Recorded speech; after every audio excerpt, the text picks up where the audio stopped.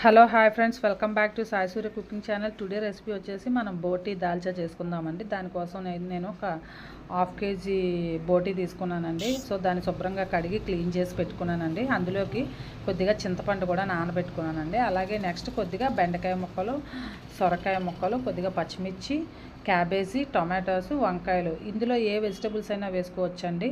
అలాగే కొద్దిగా కందిపప్పు. సో మనం ముందుగా స్టవ్ వెలిగించి ఒక గిన్నెతో నీళ్ళు పెట్టుకుందామండి. గిన్నె ఏదైనా మన ఇష్టం. నీళ్ళు పెట్టుకున్న తర్వాత మనం ముందుగా క్లీన్ చేసి పెట్టుకున్న ఈ బోటీని అందులో వేసి ఉడికించుకోవాలండి. బాగా అంటే కుక్కర్ అనుకోండి, ఒక 3-4 విజిల్స్ వచ్చే వరకు ఉడికించుకోవాలండి. సో ఇలా మనం డైరెక్ట్గా గిన్నెలో కనుక పెట్టుకుంటే కాసేపు అలా ఒక 10 నిమిషాల పాటు ఉడకనివ్వాలండి.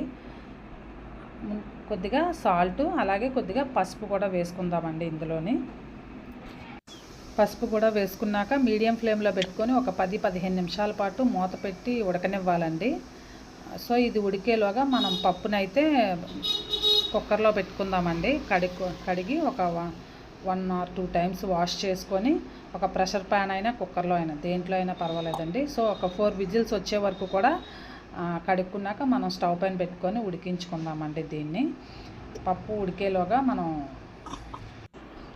ఓకేనండి. పప్పు విజిల్స్ వచ్చేలాగా మనం బోటీ ఉడికిందేమో చూద్దామండి. ఓకేనండి, బోటీ కూడా ఉడికింది కదండి. సో ఉడికిన తర్వాత కూడా 1 or 2 టైమ్స్ వాష్ చేసుకోవాలండి. ఎక్స్ట్రాగా ఎన్ని వెజిటబుల్స్ అయినా యాడ్ చేసుకోవచ్చండి. సో నేను ఆనియన్స్, పచ్చిమిర్చి ఇవి కూడా కట్ చేసి పెట్టుకున్నానండి. సో ఇప్పుడైతే మనం ముందుగా స్టవ్ వెలిగించి ఒక ప్యాన్ పెట్టుకుందామండి. ప్యాన్ పెట్టుకున్నాక ప్యాన్ హీట్ ఎక్కిన తర్వాత కర్రీకి సరిపడా ఆయిల్ వేసుకుందామండి. సో మనకు నచ్చితే ఎక్కువ కూడా ఎక్స్ట్రాగా యాడ్ చేసుకోవచ్చండి ఆయిల్ని. చాలామంది కొంచెం తక్కువగా తింటారు కదండి హెల్త్ పరంగా చూసుకొని. సో నేనైతే 4 టేబుల్ స్పూన్ అంత ఆయిల్ వేసుకుంటున్నానండి. ఓకేనండి, ఆయిల్ హీట్ ఎక్కింది కదా. ఇప్పుడు మనం ఫస్ట్ జీలకర్ర వేసుకుందామండి. అలాగే కొద్దిగా ఆవాలు కూడా వేసుకుందామండి. నెక్స్ట్ ఒక 3 రెడ్ చిల్లీస్ వేసుకుందామండి, ఎండుమిరపకాయలు.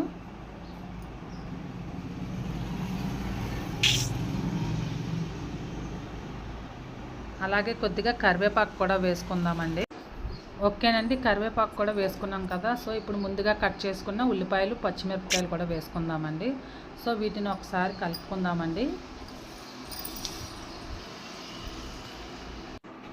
ఓకేనండి, మన ఆనియన్స్, పచ్చిమిర్చి కూడా బాగా ఒక 2 నిమిషాల పాటు వేయించుకోవాలండి. ఆనియన్స్ ఇలాగా పెద్ద పీసులా కట్ చేసి వేసుకుంటే దాల్చాలో చాలా బాగుంటుందండి.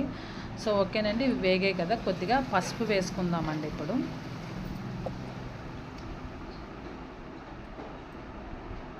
అలాగే అల్లం వెల్లుల్లి పేస్ట్ కూడా ఒక 1.5 స్పూన్ వేసుకుందామండి. ఇప్పుడు ఈ రెండింటిని కూడా మనం పచ్చివాసన పోయే వరకు కూడా వేయించుకోవాలండి. సో ఒకసారి కలుపుకున్నాక పచ్చివాసన పోయే వరకు అల్లం వెల్లుల్లి పేస్ట్ కొంచెం వేగే వరకు వేయించుకోవాలండి. ఓకేనండి, అల్లం వెల్లుల్లి పేస్ట్ వేగింది కదా. మనం ముందుగా కట్ చేసి పెట్టుకున్న వెజిటబుల్ ముక్కలన్నీ కూడా ఇందులో వేసుకుందామండి. క్యారెట్, బెండకాయ, సొరకాయ, ఇవన్నీ, టొమాటోస్ అన్నీ కూడా. టొమాటోస్ లాస్ట్లో వేసుకుందామండి. టొమాటోస్ ఎప్పుడు కూడా ముందుగా వేసుకుంటే మెత్తగా అయిపోతాయి కదండి. సో మెత్తబడిపోతాయి. అందుకని మనం ఒకసారి ఇవి ఉడికిన తర్వాత ఫైనల్గా వెజిటబుల్స్ సగం కుక్ అయిన తర్వాత వేసుకోవాలండి. అలా అయితే మనకి చాలా టేస్టీగా మొక్క పీస్ తగులుతే తినాలనిపిస్తుంది కదండి కొంతమందికి టొమాటో ముక్కలు. సో ఈ వెజిటబుల్స్, క్యారెట్, క్యాబేజీ ఇవన్నీ కూడా వేసుకున్నాక ఒకసారి బాగా కలుపుకుందామండి.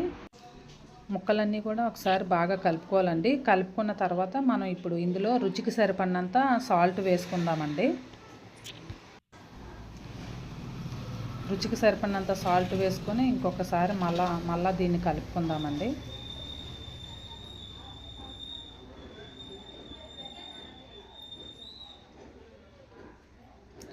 సో ఓకేనండి, కలుపుకున్నాం కదా. కలుపుకున్న తర్వాత దీన్ని ఒక 5 నిమిషాల పాటు మూత పెట్టుకుందామండి. ఒక 5 నిమిషాలు మూత పెడితే మనకి ముక్కలు కొద్దిగా మెత్తబడతాయి కదండి.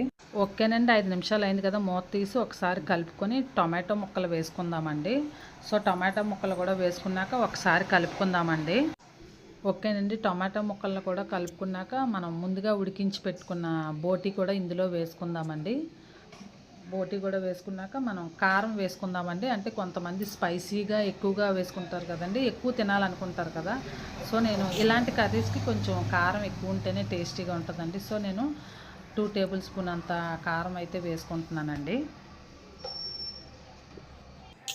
ఓకేనండి, ఇప్పుడు ఈ కారం అంతా కూడా బాగా కలిసేలాగా కలుపుకోవాలండి. సో కారం అంతా కలుపుకున్న తర్వాత మనం ఇప్పుడు ఇందులో కొద్దిగా ధనియాల పొడి వేసుకుందామండి. ఒక 1½ స్పూను ధనియాల పౌడరు, అలాగే నెక్స్ట్ గరం మసాలా కూడా వేసుకుందామండి. అది కూడా ఒక 1½ స్పూన్ వేసుకుందామండి. సో గరం మసాలా పొడి కూడా ఓకేనండి. ఇప్పుడు దీన్ని కలుపుకుందామండి.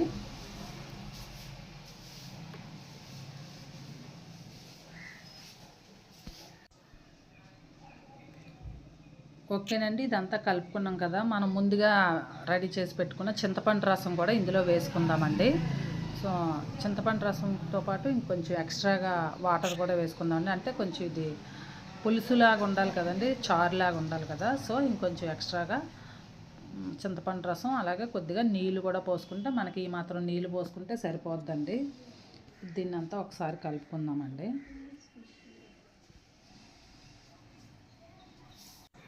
ఓకేనండి, కలుపుకున్నాం కదా. మనం ఇంకాస్త నీళ్లు పోసుకుందామండి. అంటే మనం ముక్కలు ఎక్కువగా తీసుకున్నాం కదండి వెజిటబుల్స్. సో ఈ మాత్రం నీళ్ళు అయితే సరిపోతాయండి. దీన్ని 5 నిమిషాల పాటు మీడియం ఫ్లేమ్లో పెట్టి ఉడికించుకోవాలండి. ఉడికిన తర్వాత మనం పప్పు వేసుకుందామండి. ఓకేనండి, ఉడికింది కదా. సో ఇప్పుడు ఇందులో మనం ముందుగా ఉడికించుకున్న ఈ పప్పునైతే వేసుకుందామండి. దీన్ని అంతా కూడా ఒకసారి బాగా కలుపుకుందామండి.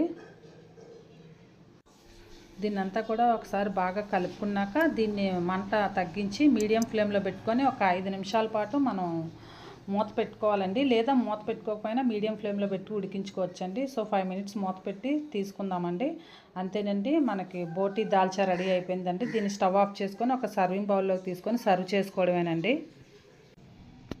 ఓకేనండి, ఎంతో టేస్టీ అయిన బోటి దాల్చా రెడీ అయిపోయిందండి. సో మీరు కూడా ట్రై చేయండి. ట్రై చేసి టేస్ట్ చేసి మీ ఫ్రెండ్స్కి కూడా షేర్ చేయండి. నచ్చితే కనుక ఒక కామెంట్ కూడా పెట్టండి. Please like and subscribe my channel. Bye friends, మళ్ళీ నెక్స్ట్ వీడియోలో ఇంకో వంటతో కలుద్దాం.